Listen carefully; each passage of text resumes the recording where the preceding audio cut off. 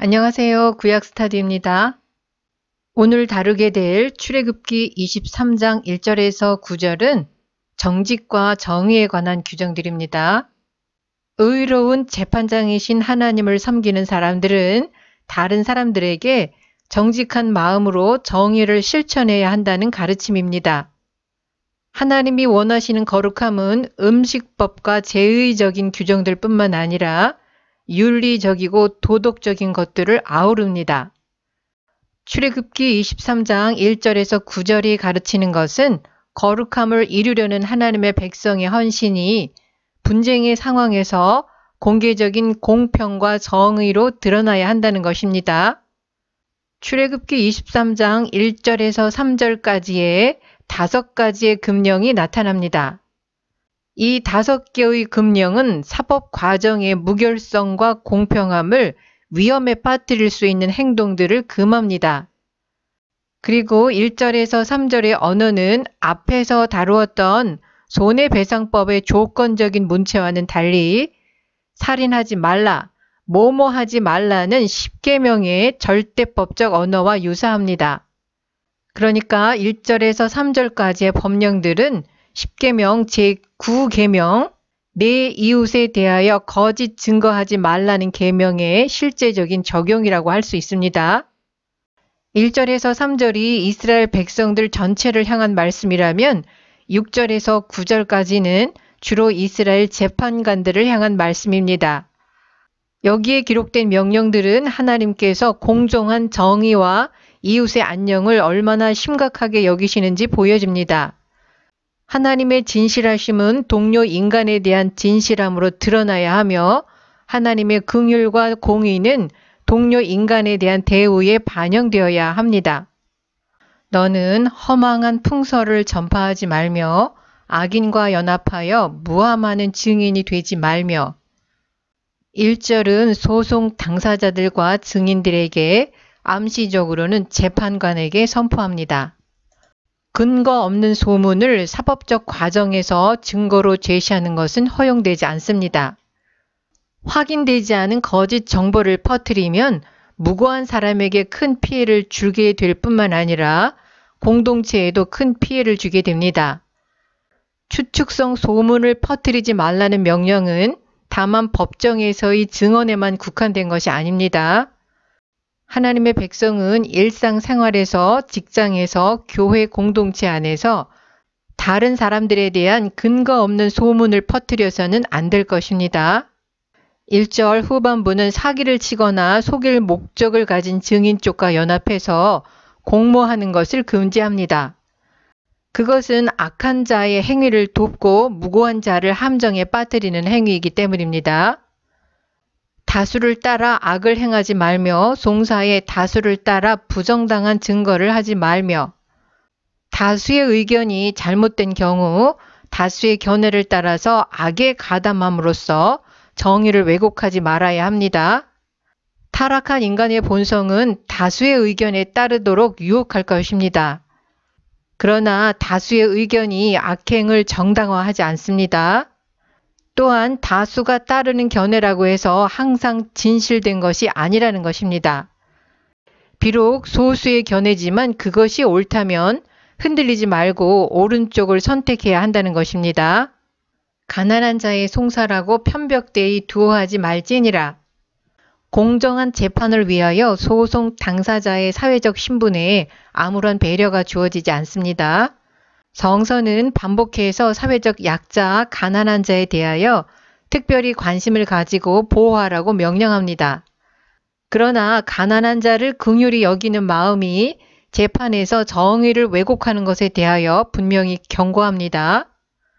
재판에서는 부자든 가난한 사람이든 시민이든 나그네이든 친구이든 적이든 모든 사람에게 공정하게 정의가 행사되어야 합니다. 내가 만일 내 원수의 길 잃은 소나 나귀를 만나거든 반드시 그 사람에게로 돌릴지며 4절에서 5절은 다른 사람의 재산, 심지어 원수의 재산까지도 보호해야 하는 책임에 관한 규정입니다. 어려움에 처한 친구나 지인을 돕는 것은 당연한 일로 여기지만 원수의 가축이 곤경에 빠진 경우 돕지 않으려는 유혹을 받을 수 있습니다.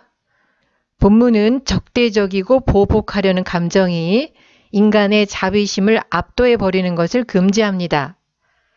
이스라엘 공동체 안에서 개인의 재산은 소유주에 대한 개인적인 감정과 상관없이 존중되고 보호되어야만 한다는 것을 가르치고 있습니다. 타인의 재산, 심지어 원수의 재산까지도 배려하는 것은 공동체의 화합을 가져오고 원수를 친구로 만들 수 있습니다. 출애굽기 23장 1절에서 3절이 증언의 공정함을 다루고 있다면 6절에서 9절은 공의를 집행하는 재판관의 공정한 판결을 확보하기 위하여 4가지 명령을 내리고 있습니다. 너는 가난한 자의 송사라고 공평치 않게 하지 말며, 첫째, 부자의 압제로부터 가난한 자의 정당한 권리를 찾아주는 것은 재판관의 몫이었습니다. 그런데 성서의 많은 구절들에서 가난한 자, 과부, 고아, 나그네는 불의한 재판관의 왜곡된 판결의 희생자로 언급됩니다. 이사야 10장 2절 말씀입니다. 빈핍한 자를 불공평하게 판결하여 내 백성의 가련한 자의 권리를 박탈하며 과부에게 토색하고 고아의 것을 약탈하는 자는 화 있을진저. 예레미야 5장 28절입니다. 살찌고 윤택하며 또 행위가 심히 악하여 자기 이익을 얻으려고 송사, 곧 고아의 송사를 공정히 하지 아니하며 빈민의 송사를 공평히 판결치 아니하니. 고대 이스라엘에서 재판관이 자기 이익을 위해서 부자들과 결탁해서 가난한 자, 과부, 고아의 재판을 공평하게 판결하지 않는 일에 대해서 예언자들이 날카롭게 비판합니다.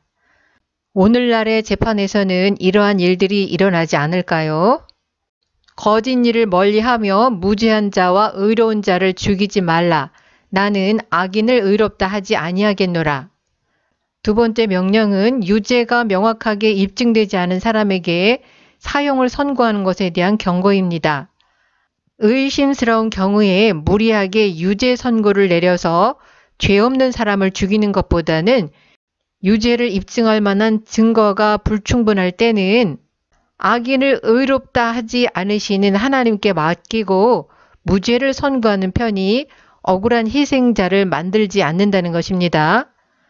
왜냐하면 인간의 법정에서 증거 불충분으로 무죄 판결을 받더라도 하나님이 그 죄인에게 책임을 물으실 것이기 때문입니다. 너는 뇌물을 받지 말라. 뇌물은 밝은 자의 눈을 어둡게 하고 의로운 자의 말을 굽게 하느니라. 세 번째 명령은 어떤 식으로든 재판의 결과를 왜곡시킬 수 있는 뇌물이나 선물을 받지 말라는 것입니다. 뇌물로 인한 사법 과정의 부패에 대하여 성서는 여러 번 경고합니다.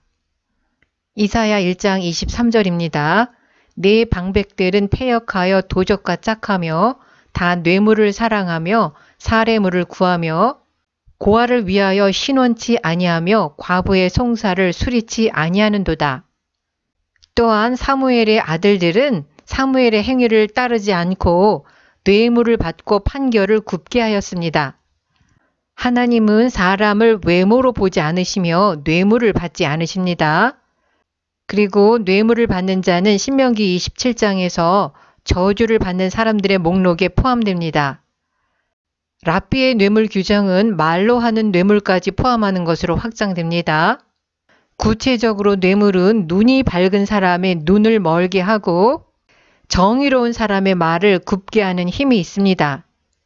본문의 요점은 뇌물은 의인에게도 강력한 유혹으로 작용한다는 것입니다.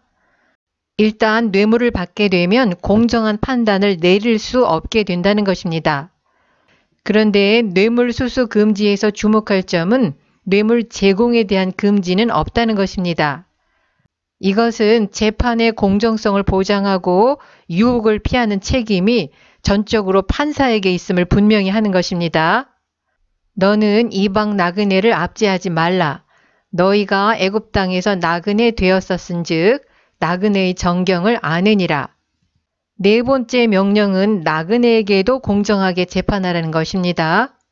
나그네를 압제하지 말라는 명령은 출애굽기 22장 21절의 반복이지만 출애굽기 22장 21절은 개별적인 이스라엘 사람을 향한 명령인 반면에 23장 9절은 재판관을 향한 명령입니다.